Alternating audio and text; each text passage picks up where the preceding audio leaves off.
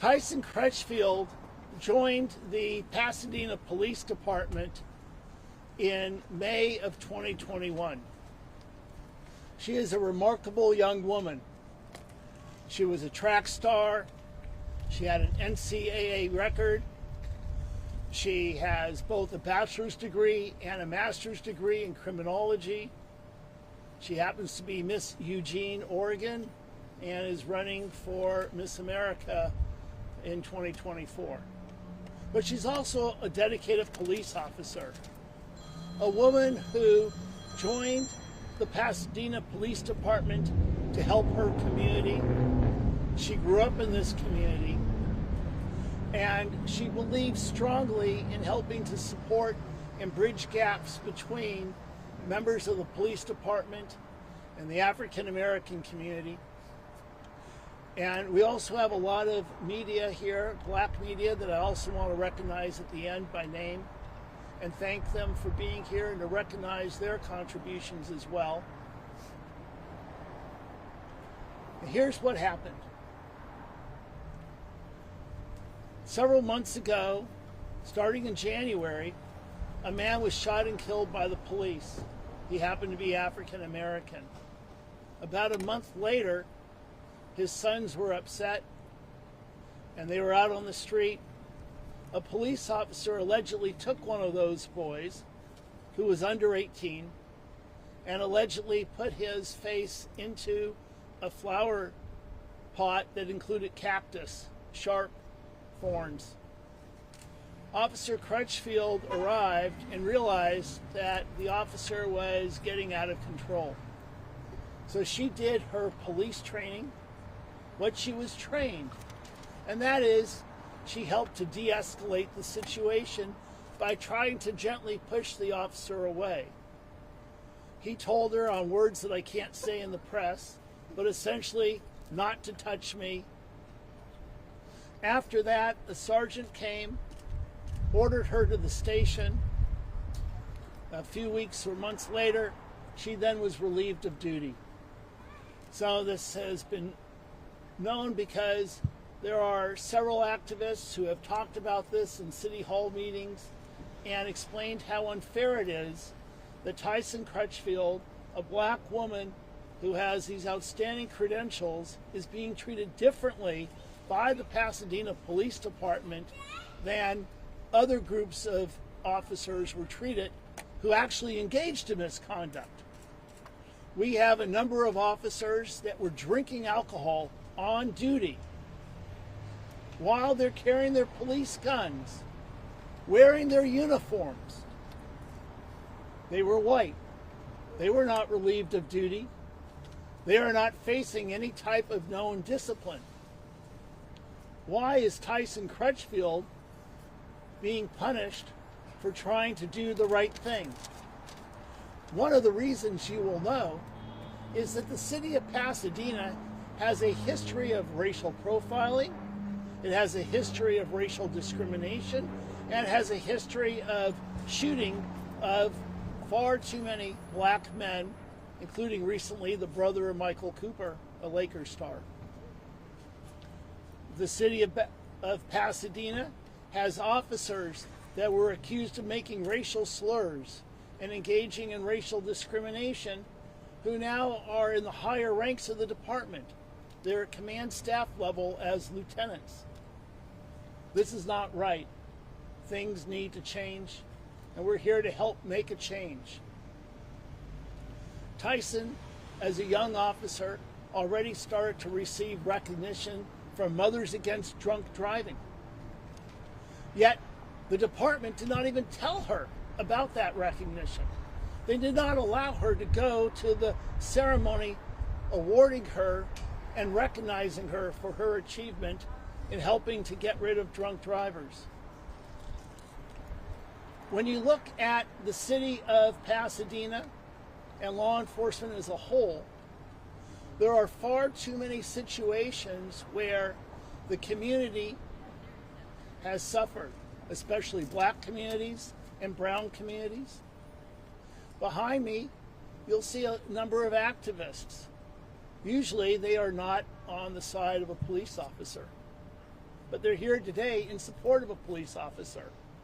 And the reason is they recognize, as do I, as we think all of you should also, that Taisyn Crutchfield is a woman who's always wanted to be a police officer, who helped to bridge gaps and take the divide that we see all too often and harmonize it. We want to see officers that can help build trust in our communities. We want to see officers who can protect the community, protect and serve us, and do it in a way so that everyone is treated in a fair manner. There's another aspect about this case I just want to touch upon. Some of you may be aware of a Deputy Sheriff Klinkenbroomer who was shot and killed in Palmdale, and there was a press conference on that earlier this week. One of the problems with the Sheriff's Department is that they don't have enough deputies. They're not hiring and they're not retaining them. This means you have officers that are working unsafe hours of overtime. 4 deputies committed suicide within a short time frame there, and Officer Klinkenbroomer was murdered. Pasadena Police Department is setting itself up for the exact same problem. When you take an outstanding officer with a bright career like Officer Crutchfield, and then you start to discipline her and go against her because she's doing the right thing. She doesn't believe in a code of silence. She doesn't believe in circling the wagons. She believes in integrity, honesty, and safety. And you'll notice she's not here today because as a police officer, she can't talk. But we have pictures of her and we have her family that's going to be able to talk to you in a moment about her dreams, her aspirations, her dedication, her education, her commitment to helping to protect and serve. And when you have a fine young officer like that, a department should not treat her like garbage. This is a department who's had consent decrees in the past because of its hiring practices, where African Americans were not being able to be hired in a variety of jobs. It's not just the police department where you have racial profiling issues and racial discrimination issues. It's throughout the city. I would not be surprised if in the very near future we see class action lawsuits by members of all ranks and aspects of the city of Pasadena alleging racial discrimination. So with that, I'm going to turn it over to Taisyn. My name is Bradley, Bradley, Gage, Gage, of Brad Gage Law in Woodland Hills, California. And we're going to turn it over to Taisyn's dad, Tony. Good morning, and first and foremost, I want to thank you guys all for being here. I stand here representing Taisyn, my daughter. Taisyn, since she was a very young woman, made a decision that she wanted to be a police officer. One of my old football coaches recruited her to come here and be a police officer at Pasadena. Pasadena is a place I call home. I grew up on the northwest side of Pasadena. Taisyn's goals, again, was to come out to help to bridge the gap in our communities that plague us all over the United States. Part of who we are as a people is the service to the others, and we take pride in going out helping and changing and affecting lives. Well, unfortunately, the situation happened with Taisyn was about that change, and I talked to her, in order to provoke change, you got to be that change. She chose to be a police officer.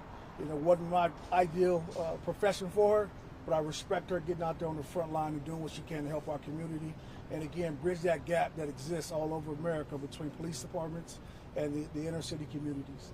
She's going out there trying to do her best to de-escalate the situation, and unfortunately it has brought us here. Taisyn's frustrated, she's unsettled, she's disappointing. In my conversations with her, the things that I know exist in our country are very new to her. She doesn't have the calluses of dealing with these kind of situations.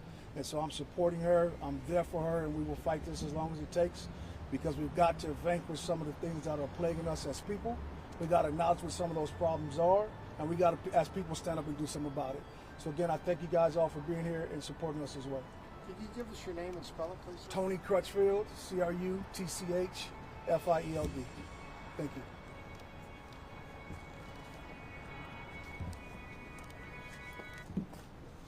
Before I get started, I just want to make a clarification on something. Michael Cooper's brother was killed in Pasadena, but it was not by a police officer. So I just want to make that clarification. Thank you. I didn't mean to say it was a police officer. I appreciate that. My name is Jace Ward. I'm a 37-year retired Pasadena Police Department employee. It's disheartening to stand before you today regarding Taisyn. Just a little background. I grew up in Pasadena. I was close friends with Taisyn's mom's family, mentored by her father, or Taisyn's grandfather. I had the honor and the privilege to coach the dad at John Muir High School, and in turn, he had the honor and privilege to coach my son at Pasadena High School. At John Muir High School. I'm sorry. I've known Taisyn all her life. When Taisyn informed me that she was interested and wanted to be a police officer, I mentored her. As she finished college, I recruited her to come to Pasadena. And it's unfortunate in my 37 years of police work with the police department, what is happening to Taisyn at this time is unprecedented. I stand behind the department as a police department. I stand behind what's right, and I'm going to stand behind this family in the fight for Taisyn Crutchfield. Thank you. Say spell your name again for us, sir. First name is Jace, Jayce, last Ward, Ward. So being a department veteran, does this surprise you, this type of activity, this reaction to what she did? Is this abnormal to the Pasadena Police Department? For this instance, yes, unprecedented. Surprising to me. How does it make you feel? I'm disheartened by it. Who are you alleging is discriminating against her? The chief, her supervisor, the sergeant? Can you please be more specific? Well, I really don't want to get into those types of answers because, once again, I'm still affiliated with the police department. But I think when all of this comes to light, everything will come out the dark. And, obviously, when you have systemic discrimination and systemic profiling, it's something that comes from the top down. It's not just one person that winds up engaging in discrimination. Some folks will say, well, gee, the chief here is black. How could there be discrimination? Well, you have a lot of history of discrimination in this particular city, and you have a systemic problem that's going on within many individuals that are in this department. So it's not just one person, it's a group. Can you share with us if you know of any other cases in Pasadena with systemic racism issues that stem from the leadership again? Yes, currently there are a number of cases against the city. There's a lieutenant who's African American who was sued. There are probably 3 or 4 different current lawsuits going on. There's a district court case called Ballou, and in that case it was allegations of racial profiling against African Americans. The field interview cards were not initially produced by the city, and then they were ordered to be produced, and it showed a huge disparity in the number of black motorists that were being pulled over and profiled by the police. And they go hand in hand. Discrimination in the department translates to racial profiling in the community. Discrimination in the department translates to tragedies in the community, because when you have racial profiling and people get upset and they're being unfairly treated, sometimes tempers flare, and sometimes that results in tragedies like we have seen all over the country, George Floyd being just one of many examples. What is Taisyn's actual status within the department? Can you explain it? She is presently a patrol officer in the Pasadena Police Department, which is why she can't and won't be here, and why we have pictures of her and family. But although she is still a police officer, she is working with a cloud over her head. They investigated her for doing the right thing, but they never shared with us what the findings were of that investigation. They said she might receive some discipline, but they won't tell us what that is. That's actually a violation of the Peace Officers' Bill of Rights, which is a law designed to protect all peace officers in the state of California from unfair treatment. It's about due process, letting folks know what is being alleged against them so they can defend themselves and respond to it. Can you talk about the Bain Act and the Ralph Act violations that you're alleging? Sure. The Bain Act, the Ralph Act, and other civil rights acts deal with individuals who are being treated differently because of their race.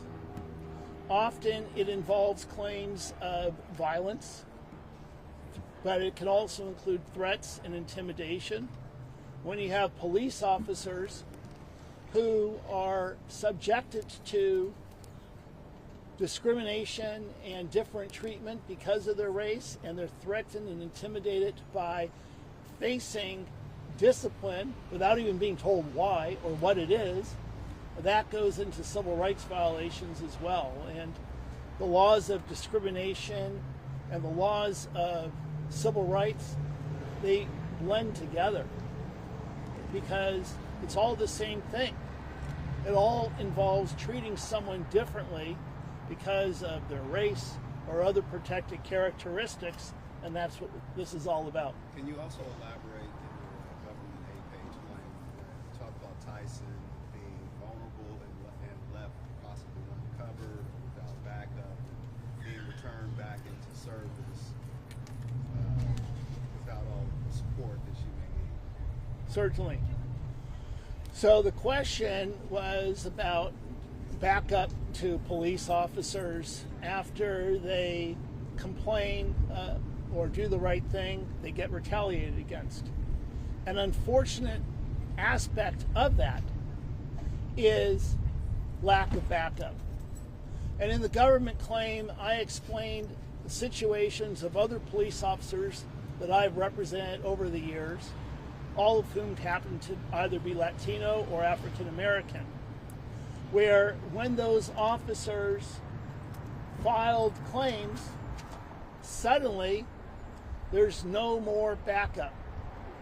Officers need backup from their coworkers because police work is dangerous, and if you don't get backup, you're faced with situations where you can be seriously injured or killed. We have a Riverside PD case of a woman not receiving backup by her coworker. She was strangled and left with brain damage. We had a case with a LAX PD officer. He did not have backup. He wound up getting slammed onto the ground, back injury, and probably has to retire. We have another officer that I represented before at Southgate Police Department. He had a man with a metal pole coming after him, called for backup, walked away from the man until he was at a wall, had no choice, shot and killed him. So lack of backup is literally a potential death sentence. Lack of backup is a form of retaliation that we know happens in police agencies, and it's one that we fear for the safety of Taisyn and all other whistleblowing officers who step forward to do the right thing and stop the departments from engaging in excessive force. Can Mr. Ward explain the procedural process of the IA investigation and maybe give us some understanding why she wasn't given investigation reports procedurally. I think he'd rather not, but I can explain it. Thank you. So, an internal affairs investigation is a process in which a police department does interviews and investigates allegations that are being brought against an officer for violating administrative policies and procedures. And in connection with that, interviews are obtained, documents are reviewed, and then there is an adjudication. That means that commanders, lieutenants, captains, chiefs look at all this evidence and they decide whether or not there was a violation of an administrative procedure. And then if they decide there was a violation, some kind of discipline can be imposed. It could be a verbal reprimand saying, don't do this again. It could be training. It could be a written reprimand. It could be a suspension, demotion, or termination. After an officer is disciplined, or there's a proposal first for discipline. So the department is supposed to give you the information on proposed discipline. That's a requirement. Then peace officers everywhere in California have the right to read that, see the evidence, challenge it, and have hearings. And there's various kinds of hearings. Sometimes they're civil service, sometimes it's Skelly. But regardless of the name, officers are supposed to receive that information and the reasons why, so then they can say, those reasons don't make sense, and here's the evidence that explains it. In this case, the department has said you're going to be disciplined, but they won't say what. She's been returned to active duty, so we know she's not fired. And is there any condition to that return? She's been returned, and there's been no condition given. She's just out there in the field working. How long was she placed on paid leave? Unpaid leave, and how long? She was placed on paid administrative leave, and it was several months. Approximately When did it April or May is when it started, and it ended a week or so ago. So it started in April or May, ended. 4 months? For several months, yes. So it It's been ended in approximately November. 6 months. 6 months. 6 months. So can you share with us, are there any videos that really kind of support the police position and your position? And the reason why I'm asking that question is you have a platform out here where you can explain to the media and you can get a resolution both for the civil and the criminal if we got the evidence. Is that available to us? There are videos of the events between Taisyn and the officer on the night in question. There are several videos, in fact. I don't know that I'm at liberty to share them, but I have seen them. And I do know each of you in the media can do a Public Records Act request. I'm happy to share with you the date and the information that I have as to what we believe there should be. There should be body-worn cameras of several officers. There's probably dash cam cameras.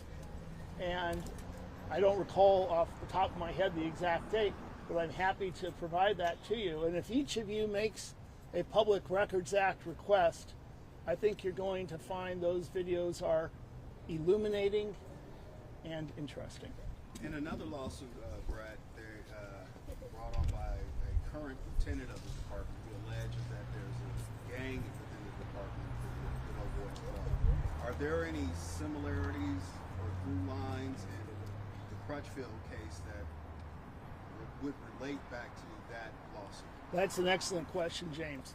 And just to first follow up with your question, Alan Shea. Alan Shea. Our Society TV. Nice to meet you.